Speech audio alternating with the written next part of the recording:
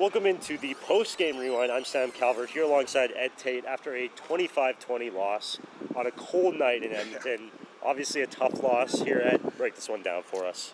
Yeah, I think it really feels like an opportunity loss for Winnipeg because a win clinches a playoff spot. They didn't get it done, and it gave the Elks new life too because they needed this one to stay in the playoff race. And for a lot of this one, I thought Edmonton kind of took a page from the Winnipeg playbook. They owned the line of scrimmage. Justin Rankin had a big game, and they pounded the ball.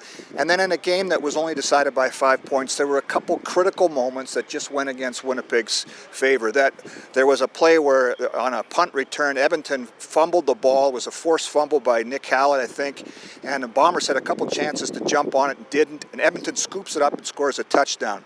Also, a 3rd and 2 in the second half where Justin Rankin gets outside contain and scores a touchdown. And in a lot of ways, those two plays were the difference in a game that Winnipeg had a chance to win, as sloppy as they were. For sure, and always tough to focus on a positive in a tough loss like that.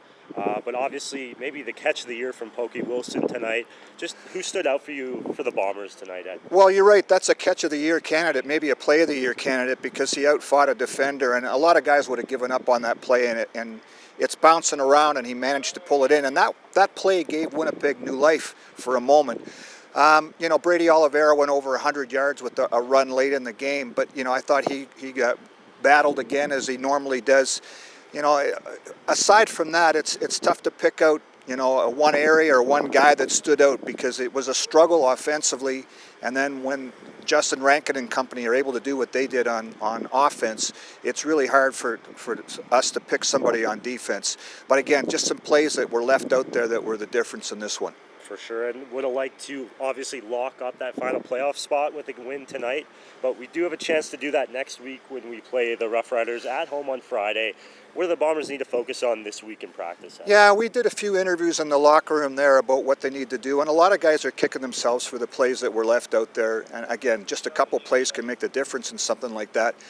But what's a little bit concerning is that some of the stuff that stood out so much in the 40-3 win against Hamilton wasn't there today. There was a lot of missed tackles on defense, and there were some plays left out there on offense too. They weren't as crisp. And one thing that Zach Claro said, maybe Edmonton showed a bit of a blueprint to the rest of the league there because of the way they brought pressure and were able to make him uncomfortable in the pocket, and that looked a lot different than what we saw in the Hamilton game. So a lot of things to clean up. As you said, a short week before Saskatchewan on Friday, but a chance to clinch at home, clinch a playoff spot at home against your arch rivals. Sign me up for that. Absolutely.